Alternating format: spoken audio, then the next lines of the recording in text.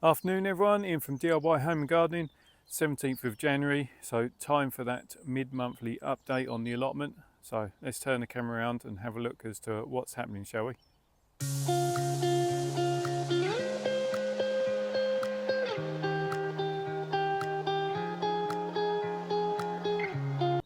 As always, we'll start at the beginning of the plot. I've been up here for just over an hour doing a bit of tidying up.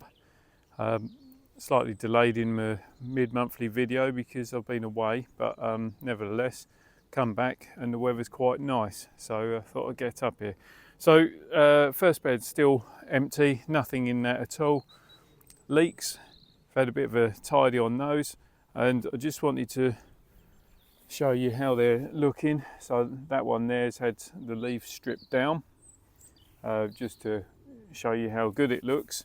But if I'm keeping them in the ground like these, then what I tend to do is pull the leaves up to remove any of the rubbishy stuff. Otherwise, if you try and strip them down like that, then you end up pulling the leaf, the foliage, all the way down to the base there, and all that's going to happen is you're going to end up with the soil and water getting into that and causing rot to the base there. This one's coming home with me, so I'm not too worried about that. But yeah, so we've still got a few leeks in there. This bed, the garlic, still a bit of a mixed bag as to what's up, what isn't. So these are all the soft necks, and then a little bit of experimental on the end there. Again, nothing has changed within the border itself. There's a bit of growth already happening with the Verbena bonariensis. This bed here, I started having a little play around just to try and work it out. So previously mentioned this bed is a bit of a problem bed. Ever since I moved all the beds around, kind of found that this section here must have had a load of thistle in it. And so with a nice bit of compost over the top and feed and constant water, well, the thistles come up everywhere.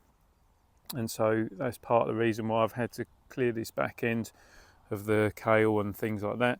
So you can see the thistle there, and digging down, that is where it's coming through. So what my thought is that I'm going to, at some stage, pull all of this out, cover it down with, or mulch it with cardboard, and then put compost back on top of it and see if I can suppress the thistle that way. Still got beetroot in the ground there. They're perfectly fine. It's pretty tough, to be honest, because the beetroot itself is the root, so it's perfectly adept at coping with cold. On the other hand, the celery had turned to mush, so that's come out. Fennel, these ones are 3-year-olds.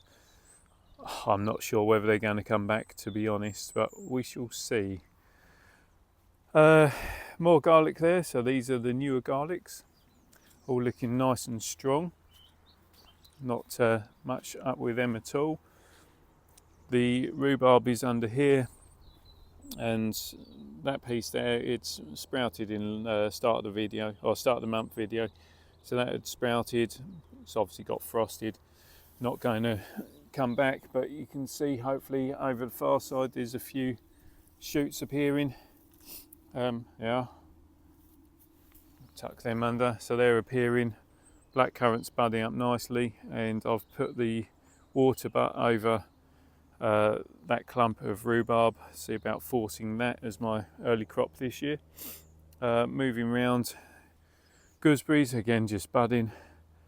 Welsh onions kind of doing what they do at the moment, but you can see there's a little bit of top growth coming within there. Foliage looks pretty poor on these, but these are celeriac, so don't worry about the foliage because it's the root that we're after, or the main stem. Parsnips, still quite a few parsnips there. The perennial kale looking nice and tough. So yeah, compost bin filling up.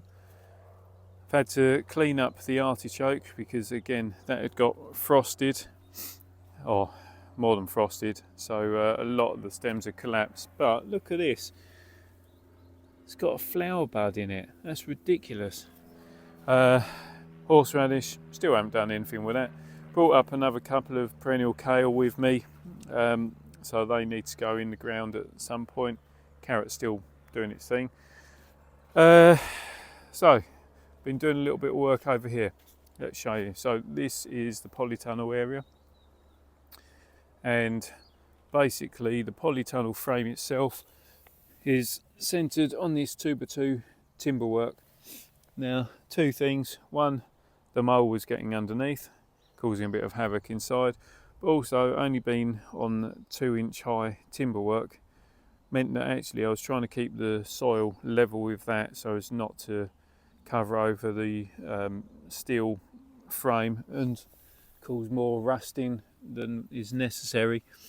So what I've done is I've got some 4-inch planks of wood which come off pallets at work, so put them up the back and the sides,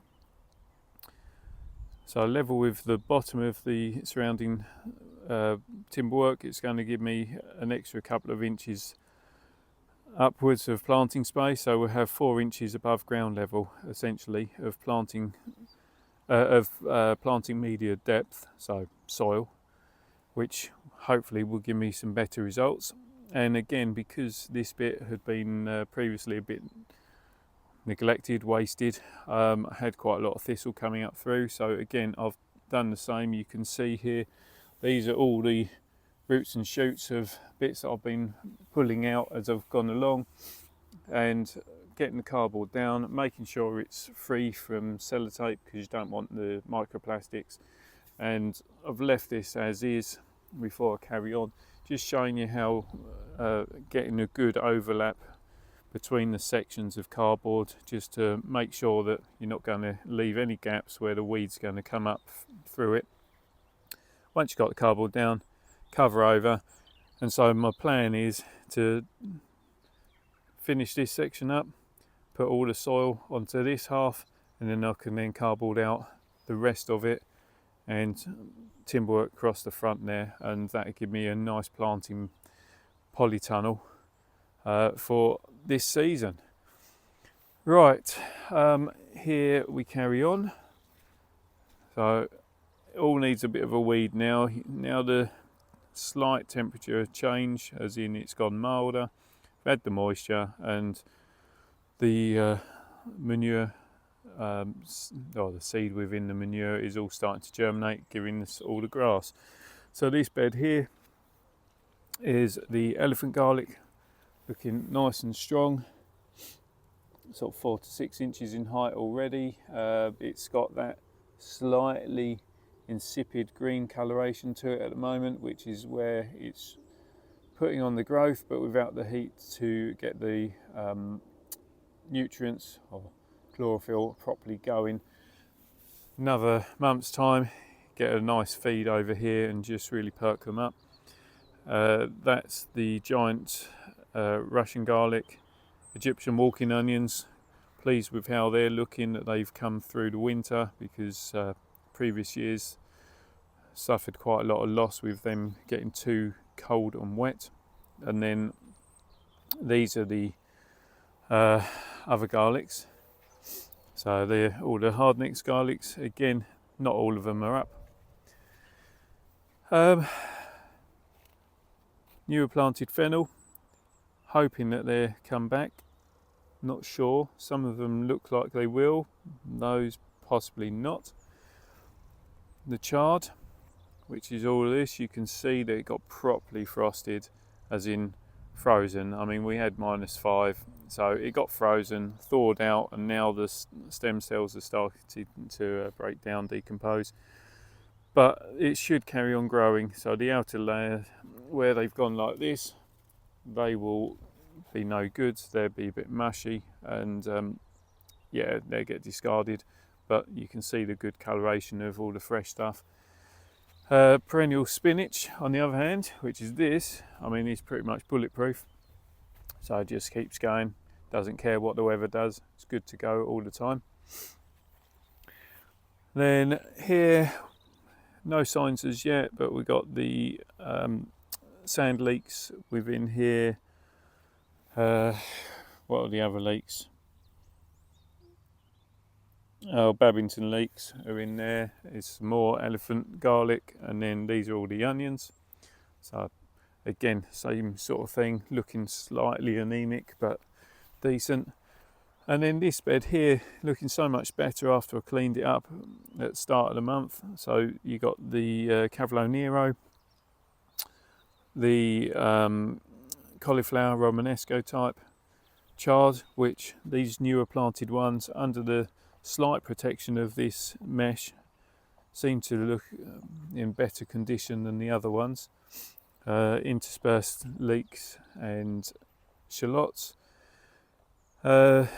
Spring cabbage there. Beetroot looking a little bit, well, hammered. Celery looking quite good.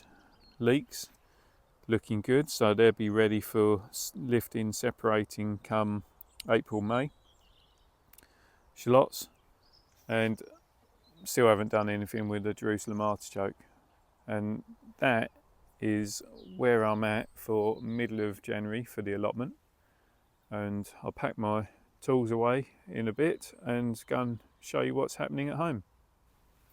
So I'm back home. Thought I'd start off outside, show you what's happening here. So these are elephant garlic corms, as in the tiny little bulbils that you get to the base of the main plant.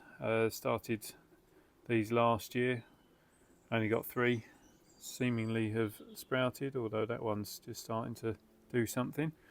Broad beans, the Saturn, so that's the dwarf variety that have been growing the last couple of years. Only gets 18 inches high, but absolutely crops like crazy. Wild garlic bulbs in there, or bulbils. Then I've got the Bulgarian giant leeks, some giant onion, Calce onion, and some Spanish onion there. Then I'm not impressed with those. Got them from a different company to normal, so they're struggling. Dogs come out, say hello. I see the strawberries badly need cleaning up and doing something with. Right, greenhouse. Had delivery yesterday of some more dahlias, so these have come from Halls of Hedion.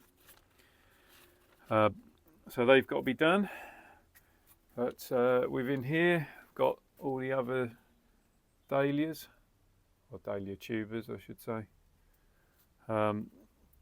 Still settling in. They had a drink last week before I went away. More firm in the tray, so would anticipate that they're rooting. Still odd bits of growth appearing, but nothing serious as yet. And the pot tubers are not really doing anything, although I did notice this morning, where is it, Skelmersdale Jane, it's got a little sprout there, so it won't be too long before some of the others start doing something. Bit of an experiment for January seed sowing for some tomatoes. Just wanted to have a play with something with them. Ginger, waiting for that to root out. More Spanish onions there, so you can see that the slightly later sown ones are better than the other batch. These have instantly come from a different seed supplier. Leeks on the go here, so we've got Musselburgh, Mammoth Blanching, Elephant and Blue de Soleils. The Chrysanth, can't think of the variety, but yeah, the stalls there sprouting away. Still got loads of chilies on those couple of plants. Lemongrass doing its thing. Then within here, I very much doubt they'll be doing anything, but as I only sowed them 4 days ago, these are all my chili peppers and sweet peppers. It's like 20 odd varieties of chili and 3-4 varieties of sweet. I've got some garlic under there, which is really late planting. They're not doing anything either. So that's what's happening in here. Just need to pot these 5 tubers up. I've got the verbena, lemon verbena on the go there, so you can see after cutting back in December it's starting to flush up. Lemons, slight change in coloration, so they are slowly ripening. Let's go and have a look what's happening in the garden. Fig, doing what it does. Oh, look at those. Some snowdrops down there. Right, so just wanted to see if there's any signs of life. So we've got the one block of wild garlic is down there, but it's not sprouting as yet. But lovely snowdrops to look at nonetheless. So no signs of wild garlic. These troughs here and pot for wild garlic, is that sprout? No, that's not a sprout either. So wild garlic's not doing much. And apple tree, pear tree still need pruning, and blackberry still needs tying. Other than that. And that is that. That's the mid-January roundup for you. So if you got any questions, then ping the questions to me. I'll do my best as always to answer the questions for you. If you've liked the video, then please subscribe to the channel. Don't forget to hit that reminder button so don't miss out on the future videos that I'm doing. And just above all else, just enjoy yourself, have some fun, and get out into the fresh air and see what's occurring. So till next time, bye for now.